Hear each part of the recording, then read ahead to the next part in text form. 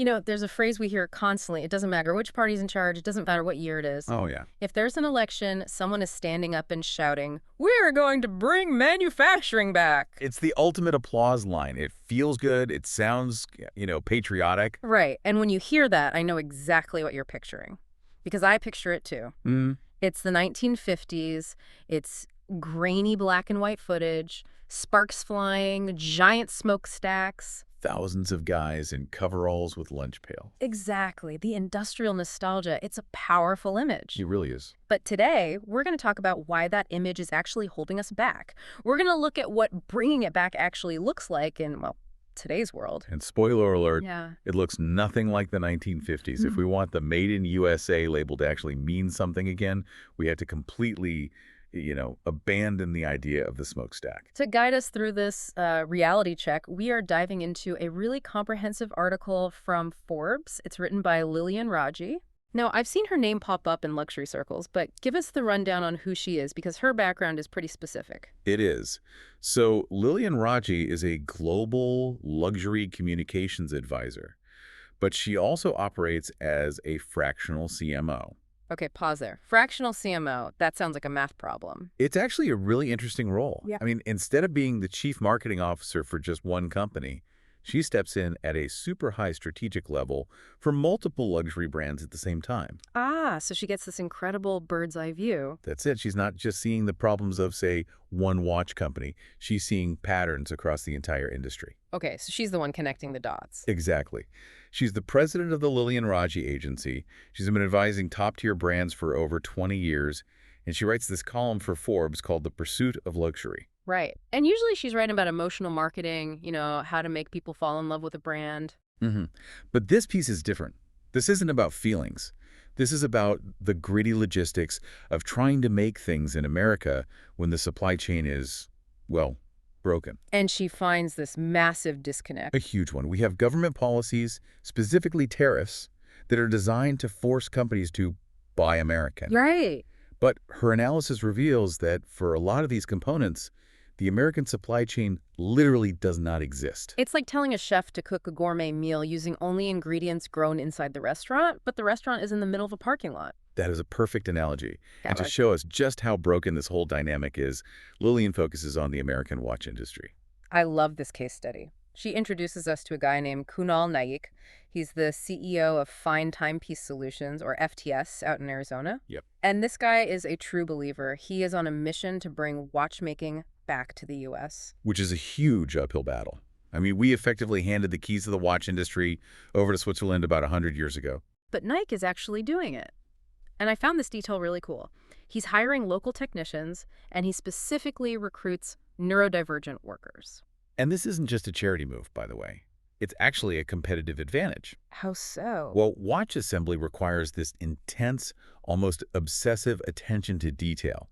You're working with microscopic gears and springs. Boy! Naik found that many neurodivergent individuals have this incredible capacity for hyperfocus and pattern recognition that, rivals the classically trained masters in Geneva. That's fantastic. So he's got the people, he's got the factory in Arizona, he's ready to build. Yeah. Then he runs into the tariff trap. Right. And this is where that Buy American slogan just hits a brick wall of reality.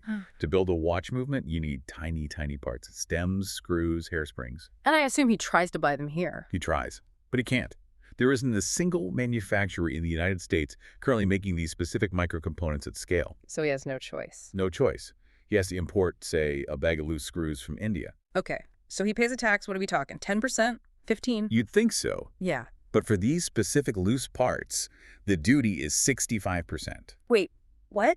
6.5? 65%. That is insane. That's higher than the tax on a finished luxury car. It's exorbitant. Yeah. And just to twist the knife a little more, Lilian points out that this rate is roughly 1.5 times the tariff you'd pay if you just imported a finished Rolex. Hold on, let me get this logic straight. If I import a finished watch from Switzerland, I pay less tax than if I import the screws to build a watch here in Arizona. Correct.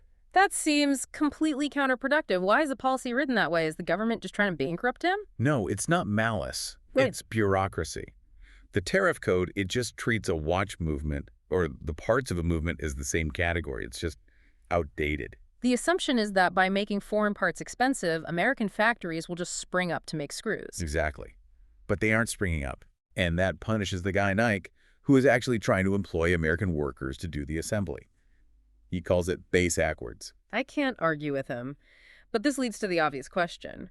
If there is so much demand and the tariffs are so high, why doesn't someone just open a screw factory in Ohio? Right.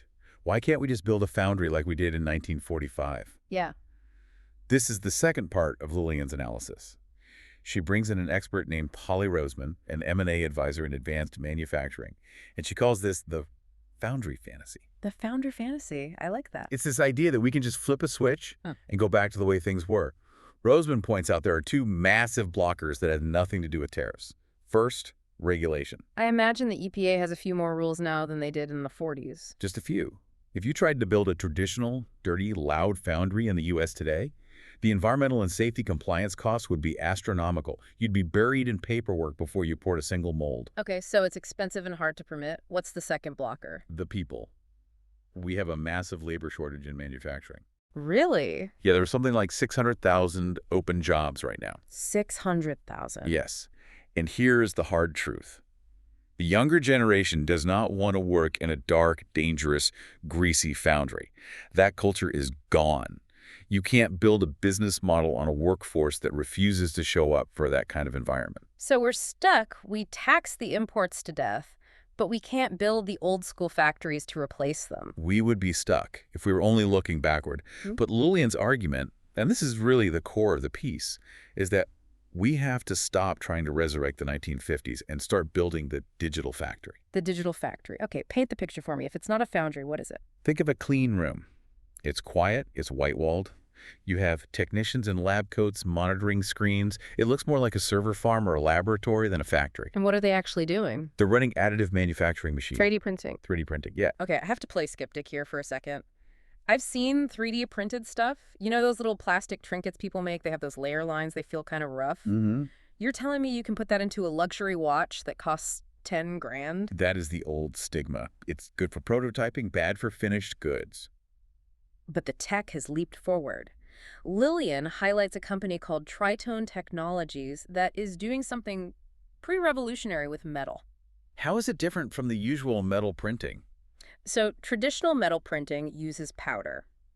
Imagine a bed of fine metal dust, and a laser melts it together layer by layer. Okay.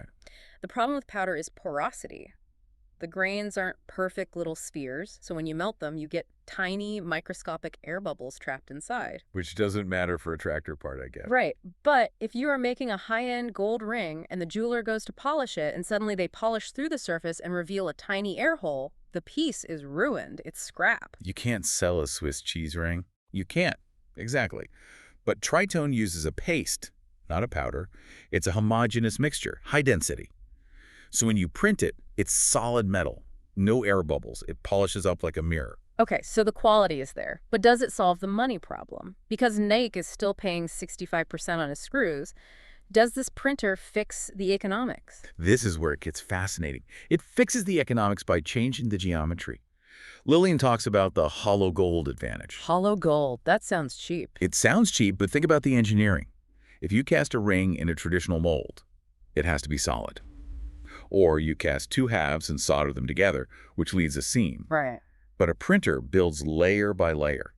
It can print a ring that is voluminous, big, and chunky, but completely hollow and sealed on the inside. Seamless. Seamless. So it looks expensive, but uses way less gold. With gold prices at record highs. Exactly. If you can reduce the material weight by 40% while keeping the same visual impact, you have just saved a fortune. That margin gain helps offset the other costs, like those tariffs on components you can't print yet.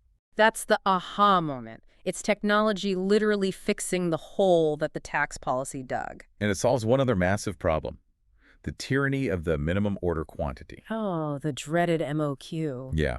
In traditional manufacturing, you have to pay for tooling. You have to make a mold. That costs thousands, sometimes millions. To make that money back, the factory tells you you have to buy 5,000 units minimum. Which is a nightmare if you're a luxury brand that wants to make, like, 50 limited edition pieces. Right. But with the digital factory, there are no molds. It's just a digital file. The cost to print one unit is the same as the cost to print 1,000. You can print exactly what you need when you need it. And you're not paying for a warehouse full of inventory you might not sell. Precisely. And this pivots us to the branding side. If we can actually make these things here, using these digital factories, what does the label Made in USA actually mean? Well, what is it worth? Yeah, what's it worth? And Lillian has a really spicy take on this. She compares Made in USA to Swiss made. And look, I'm a layman. I assume Swiss made is the gold standard. It's the peak of the mountain. That is the marketing. But the reality is a little more fluid. How so? So Naik tells this story about the upstairs tour and the downstairs tour at Swiss factories. The upstairs tour is what you see on Instagram, the old man at a bench filing a gear by hand. And the downstairs tour? That's the loading dock where the boxes from Asia are arriving. Ouch. See, the legal standard for Swiss made is that 60% of the value must be generated in Switzerland. 60% of the value? Okay, unpack the math on that for me. Okay, let's say you have a watch that costs $1,000 to produce. If you spend $50 buying the movement from China, but then you spend $950 in Switzerland on assembly, marketing, quality control, overhead, guess what? You've easily hit the 60% threshold. Easily. So that watch is Swiss made, even though the engine inside came from Shanghai. That feels like a loophole you could drive a truck through. It's standard practice. But now look at the USA. The Federal Trade Commission, the FTC, is incredibly strict. To use an unqualified Made in USA label, virtually all significant parts and processing must be of U.S. origin. So Made in USA is actually a harder standard to meet than Swiss made. Much harder. And Lillian argues that this is a massive, underutilized luxury asset. She calls it radical honesty. Radical honesty. I like that. In markets like China and Vietnam, consumers are savvy. They know about the supply chain games. They know Swiss made can be a bit fuzzy. Right. So if they see a legitimate Made in USA label, knowing how strict the FTC is, it signals a level of authenticity that is incredibly rare. So the label itself becomes a luxury product. Exactly. But we make it nearly impossible to get that label because of the supply chain gaps we were just talking about. So bringing this all together, Lillian wraps up her article with a C-suite playbook. If you are a business leader, whether you're in watches or aerospace or jewelry, and you're watching this tariff war unfold, what do you actually do? She outlines a few key strategies, and I think we should spend a minute here because this is the actionable stuff. The first one is blunt. Stop waiting on politics. Don't wait for the tariffs to get repealed. And don't wait for them to work. Don't wait for a screw factory to magically appear in your town. It won't. You have to take control of your supply chain now. Which means investing in the digital side. Right. Invest in the clean, automated plants. That's how you solve the labor shortage. You're not trying to hire someone to shovel coal. You're hiring a materials scientist or a 3D printing engineer. That is a job people actually want. And then there's the lobby for logic point. This one feels important because we established that the 65% screw tax is broken. It is. But Lillian's point is that you can't just go to Washington and complain about taxes. Yeah. You have to change the metric. What do you mean by that? You need to push for policy that rewards value add. If Naik is hiring 50 Americans to assemble watches, he should get credit for that labor. Right. The policy should differentiate between importing a finished product just to resell, which creates zero manufacturing jobs, and importing components to fuel an American assembly line. So, tax me on the part, but give me a credit for the job I created. Exactly. That is a winning argument. But until the laws change, you have to use the flip the math strategy we talked about. Use additive manufacturing to make high-margin custom goods that can absorb the cost of the other components. It's a really compelling vision. It's not about bringing the old factory back. It's about building a new kind of factory. Yeah. Lillian describes a future where a designer in New York sketches a bracelet, sends the file to a facility in Phoenix, and it's printed and shipped the same day. Wow. No shipping containers, no trade war friction, just digital files and local production. It collapses the distance between the idea and the object. And that is what true reshoring looks like. It's not about volume, it's about agility. It really makes you rethink the headlines. Next time I hear a politician screaming about bringing jobs back, I'm not going to picture a smokestack. I'm going to picture a printer. And a tube of metal paste. And a tube of metal paste. Honestly, this has been a huge eye-opener. I'm never going to look at a watch or a screw the same way again. It certainly adds a lot of weight to the little things. If you want to get the full story, and we really just scratched the surface of the industry insights she has in there, You need to read the full article. It's in Forbes. Just look for Lilian Raji. Highly recommended. Her analysis of the luxury market is really top tier. And you should definitely check out her website at lilianraji.com. That's LILIANRAJI.com. She has a ton more analysis there on the luxury industry, and you can also find her bio and follow her on LinkedIn, Instagram, and YouTube. She is definitely a voice worth following if you want to understand where this industry is actually going, beyond the slogans. Absolutely. Thanks for diving deep with us today. Always a pleasure. We'll see you on the next one.